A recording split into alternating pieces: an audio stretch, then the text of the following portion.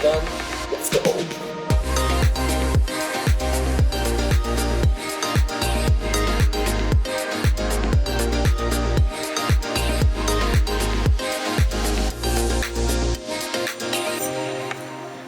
Alright guys, how was that B-roll? Was it lit?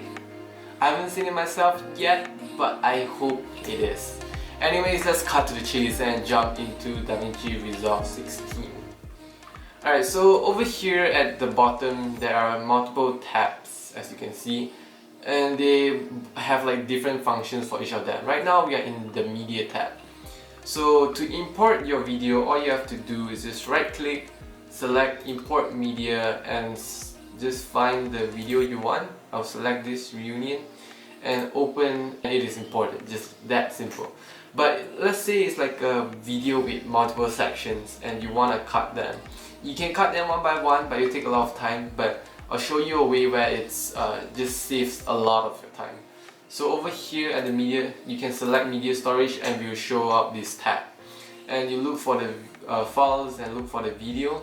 And let's say it's this video that I want. Just right click, scene cut detection, and you pop up this window and just select auto scene detect on the bottom left and wait. Alright, so after it is done, you just need to press add cuts to media pool, and everything that has been cut is already automatically inside. So yes, automatically cut everything for you. So right now we jump into the cut tab. So over here we have all the clips that have been cut, but I'll just use the original video instead of all the cuts. So to add into the timeline, just drag it down over here and boom, it's in your timeline. Alright, so to cut your clip, just put it on a certain part that you want to cut and right click over here, and there's this scissors icon. Just click it and boom, it cuts. So let's jump into the edit tab. Over here, down here, that is the timeline, and there's the blue section and the green section. So the blue section is all the video clips and the green section is your audio. So you can disable the video or disable or mute your audio. So another simple way to cut your video in edit is just press B on your keyboard or press this blade tool over here and just go to like the certain parts of the clip that you want to cut, let's say over here, and just left click and it cuts for you. See, and then to change it back, just press A and you turn back to a cursor and you can start dragging your clips again. Or you can just select on this cursor thing. So like usually sometimes, I don't know about you guys, sometimes when I edit, like you know when you drag your clips, right, you over drag your clips by accident. Let's say there's a gap over here, right? I want to drag it to the end, but sometimes I would accidentally drag over and then I have to like, you know, kind of try my best to fit it, and then I accidentally cut like 1 or 2 frames, and you don't want that to happen. So to prevent that, you have this magnet icon, it's called snapping. Just select it and you automatically like stick to the end. So the next thing you can do in edit is to stabilize your footage. That's what I usually do when cause I usually like record handheld, like, you know, record handheld, and yeah, your footage will kind of look tiny bit shaky. So select on the clip that you want to stabilize, go down over here, there's this inspector on the top right corner, go down and you find the stabilization. Sometimes it's closed like this, and to open it just double click and it will open. And now just select on the clip you want to stabilize and select stabilize. After it's done stabilizing, your video is gonna look so much more smoother, but it will kind of zoom it in a little bit. But unless if your video is more action-packed, it will make your video kind of warpish. You know, it can't look distorted. So it's not good for every time, but usually if it's just a little bit shaky, I think you can use stabilization. So now, anyways, on the top left corner here we have the effects library. So on the effects library is where you can add video transitions like additive dissolve, blur dissolve, cross dissolve, all those common stuff. And you have audio transitions, titles, generators, and over here is the effects. Okay, so there's this adjustment clip. Let's say I drag adjustment clip down here. when this adjustment clip is like on top of another clip, that means you have like a layer on top. So whatever it is overlapping on, it will affect that certain part. And so to do something to the adjustment clip is to go to Fusion tab, and this is where the fun begins. This is where the fun begins. This is where you get to do all those transitions and sick stuff. Let's say I'll show you how to add a text.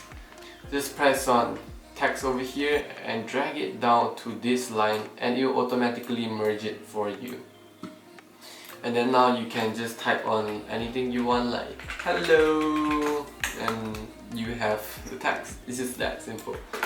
Let's say you wanna add zoom. You wanna zoom in the clip a little bit, maybe spin it around, you know, at some angles. So to open this tab, just press on Ctrl Shift Space, and you open this tab. I call it the toolbox because it has all the tools that you want over here. So just type on transform, and it will automatically connect to you for you. You can just adjust it, you can zoom it in, change the aspect ratio, change the angle, flip it if you want.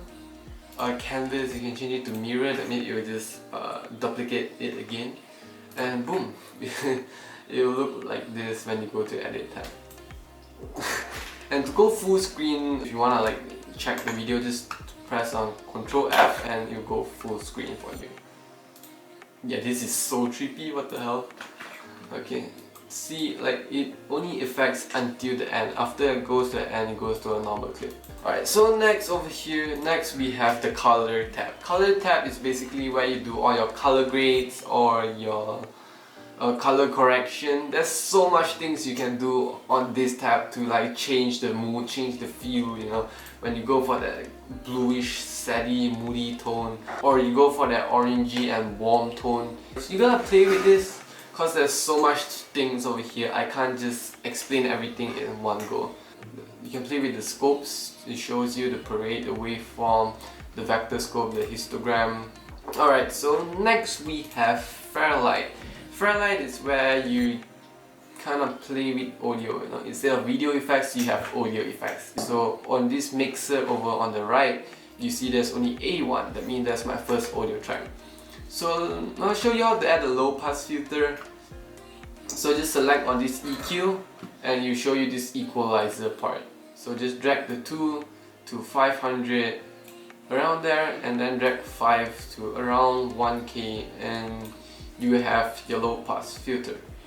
Over on the right here, there's this effects as well. There's like reverb. I'll show you how to add reverb. Just select on reverb and boom, you already have your reverb. Then you can select on different types of places like bathroom, cathedral, concert hall, plate. And then down here you have the reverb time and pre-delay. Reverb time is like the more you add to the reverb time, you will go like. Then pre-delay is where your sound go from, you know, something like that. Then now we jump into deliver. Deliver is where you export your video.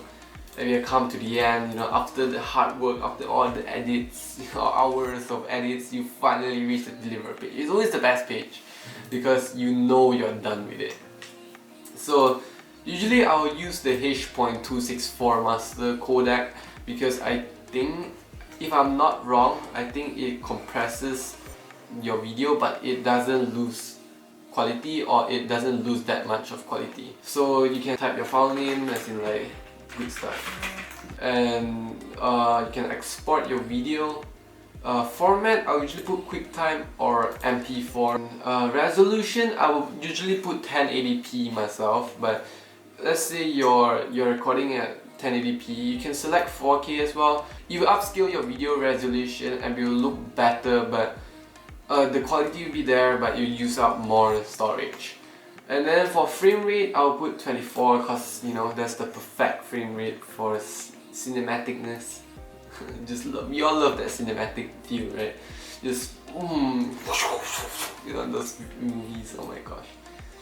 Then quality, I would usually put the best. And yeah, after you are done with all this, just select add to render queue, and select on the folder that you want to save your video in and click save. It will show you this warning if you export in 4K, but usually just select add and it's okay.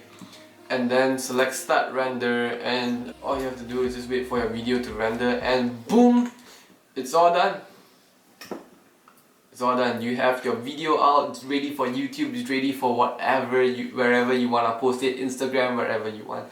But that feeling when you finally finish editing, hours of editing, and export your video, unless you know, sometimes you get for some technical failures. Oh, I hate those feelings. I hate those.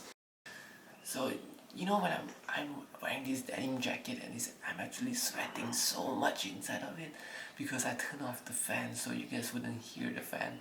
My fan is so noisy. It's like ta ta ta ta ta. It's crazy noisy, you know. Even when I sleep, you know, it's like pa pa pa pa pa. Oh my god. Yeah. Okay, goodbye guys.